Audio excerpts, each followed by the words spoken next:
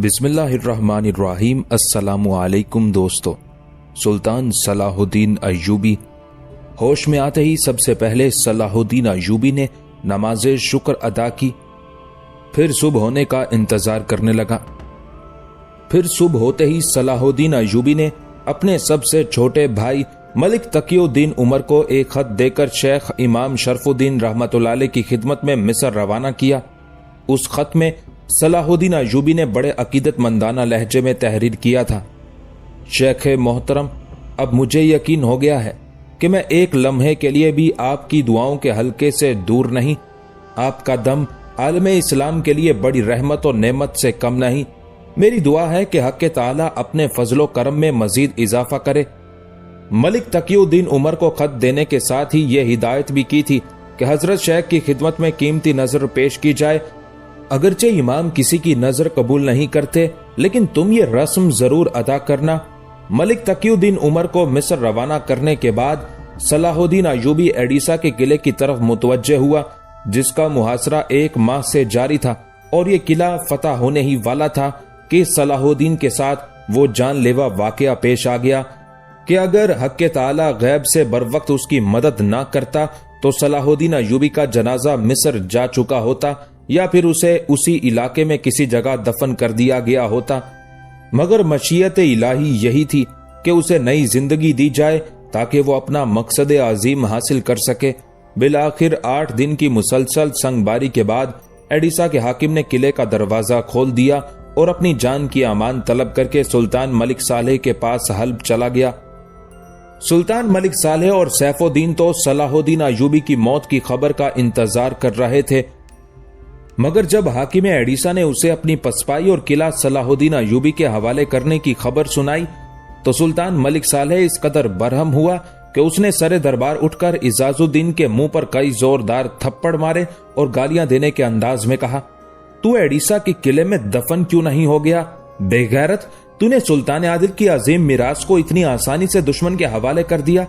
اعزاز الدین بھرے دربار کے سامنے اپنی یہ توہین برداشت نہ کر سکا اور اس نے نہایت جرأت و بے باکی کے ساتھ سلطان ملک صالح کی آنکھوں میں آنکھیں ڈالتے ہوئے کہا: سلطان عادل کی عظیم میراث کو گنوانے کا ذمہ دار میں نہیں، آپ اور آپ کے چچا زاد بھائی سیف الدین ہیں۔ میں نے کتنی بار قاصد بھیجا کہ حلب اور موصل کی فوجیں پشت سے صلاح الدین پر حملہ کر دیں۔ اس حملے کے نتیجے میں یا تو والی مصر محاصرہ اٹھا کر واپس چلا جاتا یا پھر آمادہ جنگ ہوتا، جس کے نتیجے میں حلب، موصل اور ایڈیسا کی فوجیں مل کر اسے شکست سے دوچار کر سکتی تھی، ورنہ کم سے کم اتنا ضرور ہوتا کہ صلاح الدین ایوبی کے لشکر کا ایک بڑا حصہ تباہ و برباد ہو جاتا اور پھر وہ آپ کے علاقوں پر حریصانہ نظریں ڈالنے کے قابل نہ رہتا۔ مگر افسوس، کسی نے میری ایک نہیں سنی۔ آپ بھی بار بار یہی کہتے رہے کہ مقابلہ جاری رکھو، ان قریب حلب کی فوج تمہاری مدد کو آ رہی ہے، اور وہ والی موصل سیف الدین جو خود کو بڑا مرد میدان اور دنیا کا سب سے شجاع انسان سمجھتا ہے، وہ بھی یہی جھوٹی تسلیاں دیتا رہا کہ بہت جلد موصل کا لشکر تمہاری مدد کو پہنچنے والا ہے۔ مگر صدحیف میری مدد کو کوئی نہیں آیا۔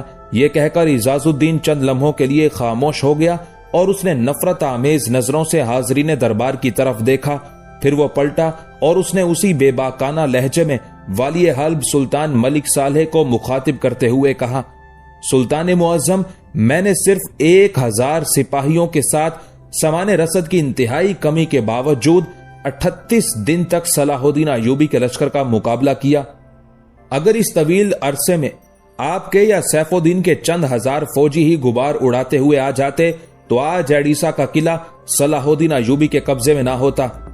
لیکن یہ میرا حسن ظن تھا، محض ایک خواب تھا کہ ابھی سلطان عادل کے وارثوں میں غیرت و شجاعت باقی ہے۔ لیکن اب مجھے یقین ہو گیا ہے کہ آپ میں سے کوئی بھی صلاح الدین ایوبی کو شکست نہیں دے سکتا، کیونکہ صلاح الدین ایوبی ہی سلطان عادل کا حقیقی وارث ہے۔ جام شراب اٹھانے والوں سے کبھی تلواروں کا بوجھ نہیں اٹھ سکتا۔ اعزاز الدین اس قدر دل برداشتہ ہو چکا تھا کہ وہ اپنے جذبات پر قابو نہ پا سکا اور اس نے سر دربار سلطان ملک صالح اور سیف الدین کی اوباشیوں کا پردہ چاک کر دیا۔ پھر اس حق گوئی کا یہ نتیجہ برآمد ہوا کہ سلطان ملک صالح غصے سے پاگل ہو گیا اور اس نے فوراً ہی ایک طاقتور حبشی جلاد کو بلا کر اعزاز الدین کی گستاخیوں کی سزا کا حکم جاری کر دیا، اور وہ سزا یہ تھی کہ حبشی جلاد حاضرین دربار کے سامنے ایڈیسا کے قلعے دار اعزاز الدین کے کوڑے لگا رہا تھا۔ حاضرین کا خیال تھا کہ طاقتور جلاد کا ایک ہی کوڑا اعزاز الدین کو چیخنے پر مجبور کر دے گا، مگر اس وقت اہل دربار کی حیرت کی کوئی انتہا نہیں رہی جب انہوں نے اعزاز الدین کو خون میں نہائے ہوئے دیکھا، لیکن اس کے ہونٹ سختی کے ساتھ بند تھے، اس کے چہرے پر شدید اذیت و کرب کا رنگ نمایاں تھا، لیکن ابھی تک اہل دربار نے اعزاز الدین کی کوئی چیخ نہیں سنی تھی۔ یہ صبر و ضبط اور قوت و برداشت کا ایک مثالی منظر تھا۔ اعزاز الدین اپنے خون میں نہایا ہوا دربار کے فرش پر پڑا تھا، اور سلطان ملک صالح بار بار اسے کہہ رہا تھا، اگر تو میرے قدموں پر سر رکھ کر اپنے اس گناہ کی معافی مانگ لے تو میں تجھے زندگی بخش سکتا ہوں۔ اعزاز الدین اس قدر زخمی ہو چکا تھا کہ اس میں بولنے کی طاقت نہیں رہی تھی، پھر بھی ایڈیسا کے قلعے دار نے اپنی تمام تر اعصابی قوت کو سمیٹ کر لڑکھڑاتی زبان سے آخری الفاظ ادا کیے، اگر معافی مانگنی ہوتی تو پھر سچ بولتا ہی کیوں؟ اللہ سلطان عادل کے ورثے کی حفاظت کرے۔ یہ کہتے ہوئے اعزاز الدین بے ہوش ہو گیا اور اسی حالت میں اس کی موت واقع ہو گئی۔ سلطان ملک صالح نے اعزاز الدین کے گستاخانہ کلمات کے اثر کو زائل کرنے اور دوسرے امراء پر اپنا روب و جلال قائم رکھنے کے لیے اعزاز الدین کی لاش حلب کے گلی کوچوں میں ایک عبرتناک منظر بنا کر گھمایا۔ اعزاز الدین کی لاش کے ساتھ سلطانی نقیب بلند آواز میں صدائیں لگاتے جاتے تھے، یہ اس منافق کی سزا ہے جو سلطنت نوریہ کا غدار تھا۔ سلطان ملک صالح نے اعزاز الدین کو قتل کر کے اپنے غصے اور نفرت کی آگ تو ٹھنڈی کر لی تھی، مگر ایڈیسا کے ہاتھ سے نکل جانے کے باعث وہ بہت زیادہ خوف زدہ ہو گیا تھا، اور اب صلاح الدین کی گرفت سے بچنے کے لیے نئی منصوبہ بندی کر رہا تھا۔ صلاح الدین ایوبی کو مصر سے نکلے ہوئے 1 سال سے زیادہ کا عرصہ گزر چکا تھا۔ اس دوران اس کی والدہ محترمہ کا بھی انتقال ہو چکا تھا اور وہ محاذ جنگ پر الجھا ہوا تھا۔ اسی دوران میں صلاح الدین کو پہلے بیٹے کی پیدائش کی خبر بھی ملی تھی، اور اس نے سلطان نور الدین محمود زنگی کی نسبت اپنے بڑے بیٹے کا نام بھی نور الدین رکھا تھا۔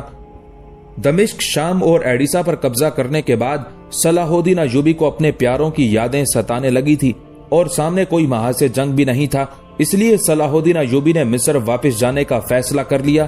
پھر جب وہ اپنے لشکر کے ہمراہ ایک فاتح کی حیثیت سے واپس جا رہا تھا تو تمام مقبوضہ علاقوں کے باشندے اسے رخصت کرنے کے لیے اپنے گھروں سے نکل کر شاہراہوں پر جمع ہو گئے تھے اور رو رو کر التجائیں کر رہے تھے، آپ ہی ہمارے امیر ہیں، پھر ہمیں چھوڑ کر کہاں جا رہے ہیں؟ عوام کی محبتوں کا یہ مظاہرہ دیکھ کر صلاح الدین ایوبی اس قدر متاثر ہوا تھا کہ خود بھی گھوڑے سے نیچے اتر آیا تھا اور انہیں مطمئن کرنے کی کوشش کر رہا تھا۔ حق تعالیٰ نے کچھ اور علاقے بھی میرے زیر انتظام کیے ہیں، اس لیے مجھ پر وہاں کے لوگوں کے بھی کچھ حقوق ہیں، میں ان کے حقوق ادا کر کے بہت جلد تم سے ملوں گا۔ کچھ لوگوں نے اس خوف کا اظہار کرتے ہوئے کہا، اگر آپ کے جانے کے بعد وہ ظالم دوبارہ لوٹ آئے۔ لوگوں کا اشارہ والی موصل سیف الدین اور سلطان ملک صالح کے ظالم امراء کی طرف تھا۔ مجھے امید ہے کہ اب وہ جفاکار ادھر کا رخ نہیں کریں گے۔ صلاح الدین ایوبی نے اپنی عوام کی تالیف قلب کی خاطر مسکراتے ہوئے کہا، اور اگر وہ آئے بھی تو میں تم سے زیادہ دور نہیں ہوں، تمہاری ایک پکار پر دوڑا چلاؤں گا۔ آخر صلاح الدین اپنے سارے علاقوں کے نظم و نسق کا جائزہ لیتا اور تمام عاملین کو سخت ہدایات دیتا ہوا مصر پہنچا۔ مصر کی حدود میں پہنچتے ہی صلاح الدین ایوبی نے ایک اندوہناک خبر سنی۔ ایڈیسا سے رخصت ہوتے وقت والی مصر نے نیت کی تھی کہ وہ سب سے پہلے شیخ امام شرف الدین کی خدمت عالیہ میں حاضر ہوگا اور پھر والدہ محترمہ کی قبر پر فاتح پڑھنے جائے گا، مگر اس کی ایک خواہش ناآسودہ رہ گئی، کیونکہ شیخ امام شرف الدین 15 دن پہلے انتقال کر گئے تھے۔ یہ جاں گداز خبر سن کر صلاح الدین ایوبی کو سکتہ سا ہو گیا، یہاں تک کہ جب یہ کیفیت زائل ہوئی تو والی مصر کی آنکھوں سے آنسو بہنے لگے۔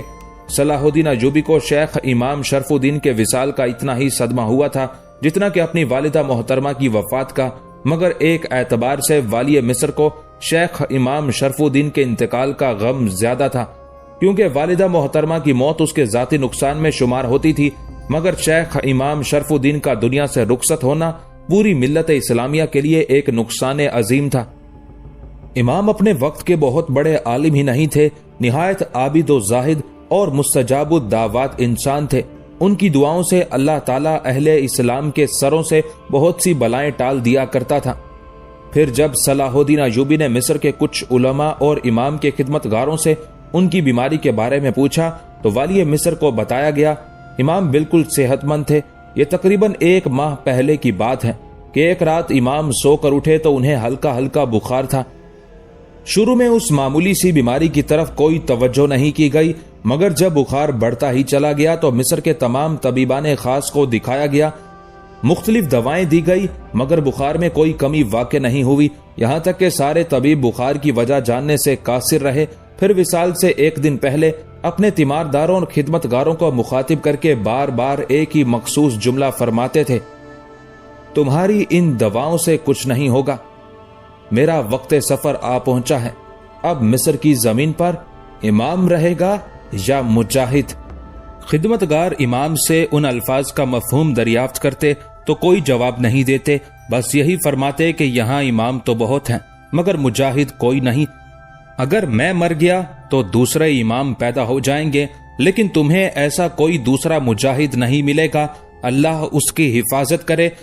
پھر امام نے کلمہ شہادت پڑھا اور تیز ہوا کے جھونکے کی طرح دنیا سے رخصت ہو گئے۔ امام کے انتقال کی تفصیلات سن کر صلاح الدین ایوبی کی آنکھوں سے بہنے والے آنسوؤں میں شدت آ گئی، اور اس کے ساتھ ہی اس کے تصورات میں وہ منظر بھی ابھر آیا کہ جب والی مصر ایڈیسا کے محاصرے کے وقت ایک حشیش کے خنجر سے زخمی ہو کر اپنے خیمے میں بے ہوش پڑا تھا، اور شیخ امام شرف الدین خواب کی حالت میں اس کے قریب آئے تھے اور نہایت پرسوز لہجے میں اس کی صحت یابی کے لیے دعا فرمائی تھی۔ صلاح الدین ایوبی یہ راز کس کو بتاتا، بس دل ہی دل میں امام کی محبتوں کو یاد کر کے روتا رہا۔ پھر قصر خلافت میں داخل ہونے سے پہلے اپنے پورے لشکر کے ساتھ اس قبرستان میں پہنچا جہاں امام شرف الدین کی آخری آرام گاہ تھی۔ سپاہیوں کا ہجوم دیکھ کر اہل شہر کو یوں محسوس ہو رہا تھا جیسے فاتح مصر کسی بادشاہ کے دربار میں سلامی کے لیے حاضر ہوا ہو۔ صلاح الدین ایوبی بہت دیر تک امام شرف الدین کی قبر پر کھڑا ہوا فاتح خوانی کرتا رہا۔ اس دوران ایک لمحے کے لیے بھی اس کے آنسو نہیں تھمے تھے۔ پھر اسی سوگوار حالت میں صلاح الدین ایوبی اپنی والدہ کی قبر پر حاضر ہوا، اشکبار آنکھوں کے ساتھ ماجر مہربان کی مغفرت کے لیے دعائیں کی، اور سب سے آخر میں قصر خلافت پہنچا جہاں شمس النساء نے اپنے 1 سالہ بیٹے نور الدین کے ساتھ شوہر کا استقبال کیا۔ ابھی مصر میں صلاح الدین ایوبی نے آرام و سکون کے چند دن بھی نہیں گزارے تھے کہ سلطان ملک صالح نے ایڈیسا کے قلعے کو صلاح الدین ایوبی کے قبضے سے چھڑانے کے لیے ایک نئی چال چلی۔ اس نے بڑی بہن شمس النساء کو ایک محبت بھرا پر اثر خط تحریر کیا، میری عزیز بہن، یہ سیاست اور ریاست کتنی بری شے ہے کہ خونی رشتوں کو بھی جدا کر دیتی ہے۔ تمہیں دیکھے ہوئے زمانے گزر گئے، بس خدا ہی جانتا ہے کہ میں اس حوالے سے تمہارے لیے اپنے دل میں کیسی تڑپ محسوس کرتا ہوں۔ اسے میری نادانی ہی سمجھو کہ میں اپنی نو عمری اور نا تجربہ کاری کے سبب دشمنوں کو دوست سمجھ بیٹھا اور ان کے فریب میں آ گیا۔ اب آنکھیں کھلی ہیں تو وقت بدل چکا ہے، میں تم سے ملنے کے لیے بہت مضطرب ہوں، مگر کیا کروں کہ میرے اور تمہارے درمیان شکوک و شبہات کی خلیج حائل ہے۔ میری کم فہمی اور نادانی اپنی جگہ، لیکن ان رشتوں کو پامال کرنے میں تمہارے شوہر کا بڑا ہاتھ ہے۔ مجھے یہ کہنے میں کوئی جھجک محسوس نہیں ہوتی کہ والدہ محترمہ کی غلطی سے یہ رشتہ قائم ہوا جو کسی طرح بھی مناسب نہیں تھا۔ یہ اسی بے جوڑ شادی کا نتیجہ ہے کہ سلطنت نوریہ کی سالمیت کو شدید خطرہ لاحق ہو گیا ہے، اور اس خطرے کی بنیادی وجہ تمہارے شوہر کی غلامانہ ذہنیت ہے۔ دراصل صلاح الدین تمہارے عظیم والد کی روح سے انتقام لینا چاہتا ہے، اور اس انتقام کی بھی بنیادی وجہ وہی احساس غلامی ہے کہ اس کے باپ دادا ہمارے بزرگوں کے سامنے دربار میں ہاتھ باندھے کھڑے رہتے تھے۔ تمہیں اندازہ نہیں کہ میں نے اسے سمجھانے کی کتنی کوششیں کی مگر ناکام رہا۔ تمہارے خیال میں اگر میں دروغ گوئی سے کام لے رہا ہوں تو اپنے شوہر سے پوچھو کہ اس نے صرف مصر کے علاقے پر قناعت کیوں نہیں کی، سلطان عادل کے علاقوں دمشق اور ایڈیسا پر قبضہ کیوں کیا؟ اگر وہ فطرتاً منتقم مزاج نہیں ہے تو اس نے خطبات سے میرا نام خارج کیوں کیا؟ خاندان زنگی کی وارث میری مشفق و مہربان بہن، تم جانتی ہو کہ خطبے سے میرا نام خارج کرنا ایسا ہی ہے کہ جیسے تمہارے شوہر نے سلطان عادل کے فرمان کے ٹکڑے ٹکڑے کر دیے ہوں۔ کیا اس کا یہ عمل اس بات کی دلیل نہیں کہ وہ انتقاماً سلطان عادل کے نام و نشان مٹانے کے در پہ ہے؟ اس میں کوئی شک نہیں کہ آج تم میری والدہ محترمہ کی جگہ ہو، اسی لیے میں تم سے التجا کر رہا ہوں کہ اپنے عظیم والد اور خاندان زنگی کی عظمت و جلال کو بچانے کے لیے اپنے شوہر کو سمجھاؤ کہ وہ بلا تاخیر اپنے مقبوضہ علاقوں میں دوبارہ میرے نام کا خطبہ جاری کرے اور اس کے ساتھ ہی دمشق اور ایڈیسا کے علاقے مجھے واپس لوٹا دے۔ اگر تم نے میری اس درخواست پر فوری کارروائی نہیں کی تو میں سمجھوں گا کہ تم سلطان عادل کی حقیقی وارث نہیں ہو، اور میں تمہیں اس وقت سے بھی ڈراتا ہوں کہ تم میدان حشر میں اپنے مرحوم و مغفور والد کو کیا جواب دو گی۔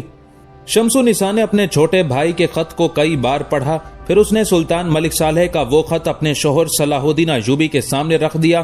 والی مصر نے بڑے ضبط و تحمل کے بعد وہ ریاکارانہ تحریر پڑھی اور کسی تاثر کا اظہار کیے بغیر اپنی شریک حیات سے سوال کیا، آپ کیا چاہتی ہیں؟ شمس النساء نے فوری طور پر کوئی جواب نہ دیا، خاموشی سے شوہر کی طرف دیکھتی رہی۔ صلاح الدین ایوبی شمس النساء کی مجبوریوں سے واقف تھا۔ ایک طرف اس کا حقیقی چھوٹا بھائی تھا جس نے بڑی بہن سے درخواست کی تھی، اور دوسری طرف اس کا شوہر۔ ایک عورت کے لیے یہ بڑا سنگین آزمائشی لمحہ تھا جب دونوں قریبی رشتے گردش حالات کے سبب آپس میں متصادم ہو گئے تھے۔ صلاح الدین ایوبی نے اپنی شریک سفر کی ذہنی کشمکش کو دور کرنے کے لیے مسکراتے ہوئے کہا، ایک چھوٹے بھائی نے پہلی بار اپنی بڑی بہن سے کوئی سوال کیا ہے، میرے خیال میں اسے خالی ہاتھ لوٹانا مناسب نہیں۔ اگر آپ چاہیں تو دمشق اور ایڈیسا کے علاقے سلطان کو واپس کر دیں، میں دوبارہ ان کے نام کا خطبہ جاری کرائے دیتا ہوں۔ شوہر کی بات سن کر شمس النساء کی آنکھوں میں دنیا بھر کی محبت سمٹ آئی، پھر اس نے ایک تبسم دل نواز کے ساتھ صلاح الدین ایوبی کو مخاطب کرتے ہوئے کہا، مجھے یقین تھا کہ ایسی نازک ساعتوں اور آزمائشی لمحوں میں آپ مجھے تنہا نہیں چھوڑیں گے۔ میں ہمیشہ اس بات پر نازہ رہوں گی کہ آپ نے اہل وفا کی طرح رسم وفا نبھائی۔ سلطنت اسلامیہ ہماری موروثی جاگیر نہیں کہ سلطان ملک صالح اس پر اپنا دعویٰ ثابت کرے۔ سلطان عادل کا حقیقی جانشین وہی ہوگا جو ان کے نقش قدم پر چلتے ہوئے اپنی پوری زندگی اہل ایمان کی فلاح و بہبود کے لیے وقف کر دے۔ آپ کے روز و شب کا ایک ایک لمحہ میرے سامنے ہے۔ آپ کے دل میں بھی ملت اسلامیہ کے لیے وہی تڑپ ہے جو میرے بابا محترم کے سینے میں بھی ایک مستقل درد بن کر رہتی تھی۔ میں ملک صالح کو سلطان عادل کی جانشینی کا اہل نہیں سمجھتی۔ میرا اور اس کا خونی رشتہ ضرور ہے جو مرتے دم تک قائم رہے گا، مگر وہ خود غرض اور نادان محبتوں کا رشتہ توڑ چکا۔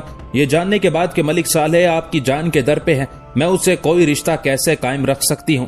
اس کے بعد سلطان نور الدین زنگی رحمت اللہ علیہ کی بلند کردار اور جانباز بیٹی نے سلطان ملک صالح کے نام ایک مختصر خط تحریر کیا۔ میں جانتی ہوں کہ تمہارے اوباش اور گمراہ مشیر تمہیں سیدھے راستے کی طرف جانے نہیں دیں گے، مگر میں ایک بہن کی حیثیت سے تمہیں آخری بار نصیحت کرتی ہوں کہ جو کچھ میسر ہے اسے غنیمت جانو اور رعایا کی فلاح و بہبود کا خیال رکھو تاکہ تمہیں دنیا و آخرت کے رنج و الم سے نجات حاصل ہو۔ شمس النساء نے سلطان ملک صالح کے خط کا جواب لکھنے کے بعد وہ تحریر بھی اپنے شوہر کو دکھائی، جسے پڑھ کر صلاح الدین ایوبی کی آنکھوں میں آنسو آ گئے اور وہ نہایت پرسوز لہجے میں کہنے لگا، سلطان عادل کے مجھ پر بے شمار احسانات ہیں، مگر یہ احسان سب سے بڑھ کر ہے کہ تم جیسی محبت کرنے والی اور حق شناس خاتون میرے شریک سفر ہیں۔ اگر اس مشکل ترین مرحلے میں مجھے تمہارا تعاون حاصل نہ ہوتا تو خدا ہی جانتا ہے کہ میں کس اذیت و کرب کا شکار رہتا۔ شوہر کی جذباتی گفتگو سن کر شمس النساء نے انتہائی پرجوش لہجے میں کہا، اگر آج کے بعد ملک صالح آپ کے خلاف کسی سازش میں ملوث پایا جائے تو میری طرف سے اجازت ہے کہ آپ آگے بڑھ کر حل پر بھی قبضہ کر لیں تاکہ ہمیشہ کے لیے ان شر انگیزیوں کا سد باب ہو سکے۔ مجھے آپ سے کوئی شکایت نہیں ہوگی۔ اسی زمانے میں ایک اور المناک واقعہ پیش آیا کہ خلیفہ بغداد مستعدی امر اللہ کا انتقال ہو گیا اور ناصر الدین اس کا جانشین قرار پایا۔ خلیفہ مستعدی کو صلاح الدین ایوبی سے ایک خاص انسیت تھی۔ وہ والی مصر کو مجاہد ملت کہہ کر مخاطب کرتا تھا اور اس نے کئی بار صلاح الدین ایوبی کے لیے قیمتی تحائف بھیجے تھے۔ اس کے علاوہ صلیبیوں سے مارکہ آرائی کے موقع پر وہ صلاح الدین ایوبی کو ہر قسم کی مالی اور فوجی مدد بھی فراہم کرتا تھا۔ اس تمام صورتحال کے تناظر میں والی مصر ایک مہربان حاکم اور دوست کی اعانت سے محروم ہو چکا تھا۔ مزید یہ کہ صلاح الدین ایوبی نئے خلیفہ ناصر الدین کے کردار و مزاج سے بھی ناآشنا تھا، تاہم اس نے فوری طور پر اپنا قاصد بغداد بھیجا۔ قاصد نے دربار خلافت پہنچ کر سب سے پہلے صلاح الدین ایوبی کی طرف سے خلیفہ مستعدی کی وفات پر تعزیت پیش کی، پھر والی مصر کا ایک خط نئے خلیفہ ناصر الدین کے حوالے کیا۔ صلاح الدین ایوبی نے اس مکتوب میں ملت اسلامیہ کے افتراق و انتشار کی بڑی اثر انگیز تصویر کشی کی تھی۔ میں اس تلخ ترین حقیقت کو خلیفہ محترم کے گوش گزار کرنا ضروری سمجھتا ہوں کہ اکثر اسلامی ریاستوں کے حکمران اخلاقی اعتبار سے انتہائی پستیوں میں اتر چکے ہیں، وہ بے غیرتی کی حد تک نفس پرستی کا شکار ہیں۔ میں حضور اکرم صلی اللہ علیہ وآلہ وسلم کی سر بلندی کے لیے ہمتن اور روز و شب مصروف ہوں، اس کے برعکس میرے دوسرے دینی بھائی مجھے نیچا دکھانے کے لیے صلیبیوں سے ساز باز کر رہے ہیں۔ یہ کیسی عجیب بات ہے کہ اسلامی ریاستوں کے خزانے اور دیگر مادی وسائل اسلام ہی کے خلاف استعمال ہو رہے ہیں۔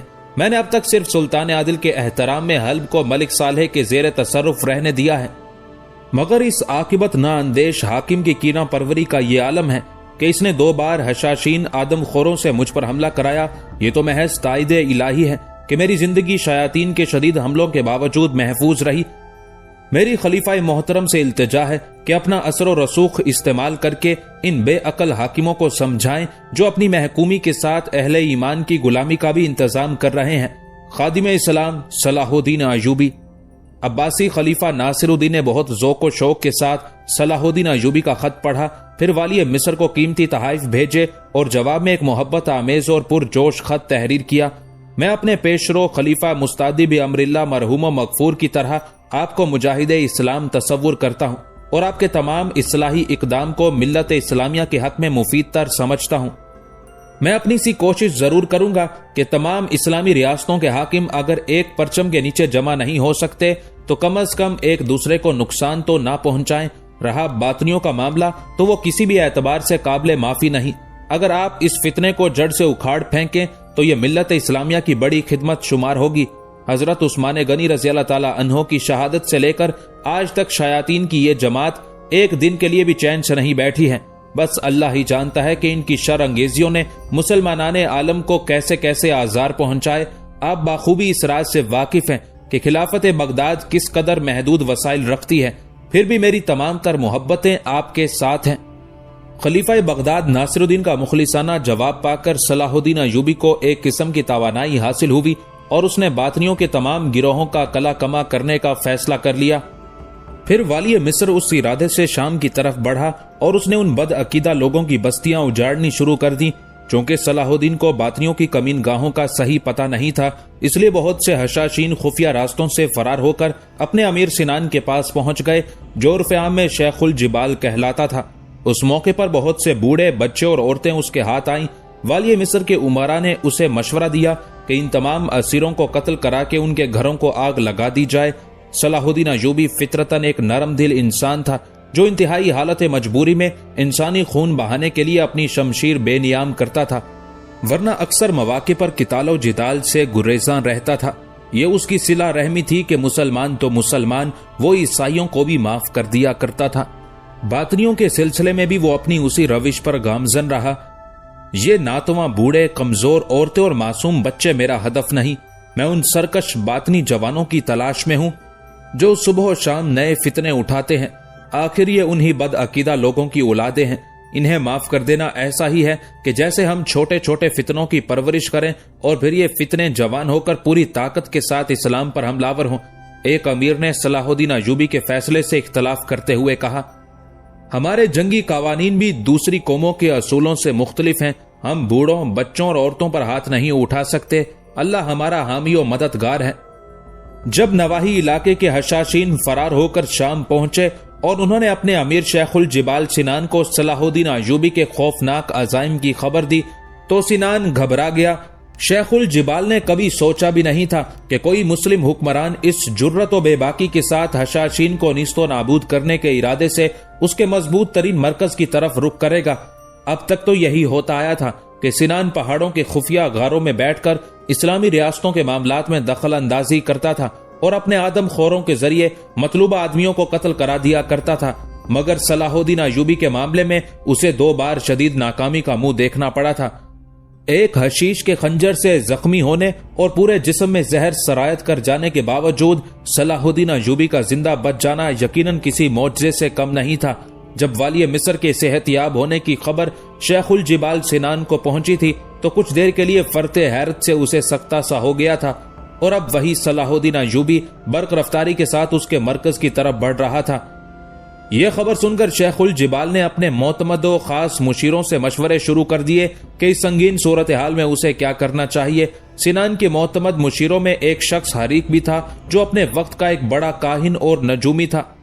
اس نے پریشان لہجے میں سنان کو مخاطب کرتے ہوئے کہا، شیخ، جہاں تک میرا علم بتاتا ہے یہ صلاح الدین ایوبی پر ہمارا کوئی وار کارگر نہیں ہوگا، بلکہ یہ شخص آگے چل کر ہمارے لیے ایک عذاب بن جائے گا۔ سیلاب آنے سے پہلے کوئی ایسا بند باندھ لیں کہ والی مصر کی فوجیں ادھر کا رخ نہ کریں۔ اگر وہ ہمارے مرکز تک پہنچ گیا تو پھر ہم دربدر ہو جائیں گے، اور ہو سکتا ہے کہ اس طرح اس علاقے میں ہماری تحریک ہی ہمیشہ کے لیے ختم ہو جائے۔ حریق کی باتوں نے شیخ الجبال سنان کو انتہائی وحشت میں مبتلا کر دیا تھا۔ آخر طویل غور و فکر کے بعد شیخ الجبال سنان صلاح الدین ایوبی کے حقیقی ماموں شہاب الدین محمود بن تکش کے پاس پہنچا اور اسے تمام صورتحال سے باخبر کرتے ہوئے التجا کے لہجے میں بولا، تم اپنے بھانجے صلاح الدین کو روکو، وہ ہماری ہلاکتوں اور بربادی کے در پہ ہے۔ شیخ الجبال کی بات سن کر شہاب الدین محمود بن تکش سوچ میں پڑ گیا کہ وہ صلاح الدین سے باطنیوں کی جاں بخشی کے لیے سفارش کرے یا نہ کرے۔ شہاب الدین کو ذہنی کشمکش کا شکار پا کر شیخ الجبال نے ایک اور شیطانی چال چلی۔ اس نے 50,000 دیناروں سے بھری ہوئی تھیلیاں صلاح الدین ایوبی کے ماموں شہاب الدین کے قدموں میں رکھ دی اور انتہائی عاجزانہ لہجے میں بولا، اگر تم اپنے بھانجے کو اس کے خونی ارادوں سے باز رکھنے میں کامیاب ہو گئے تو میں اس سے کہیں زیادہ رقم تمہاری نظر کروں گا، بلکہ موقع بہ موقع تمہیں ایسے ہی قیمتی تحائف موصول ہوتے رہیں گے۔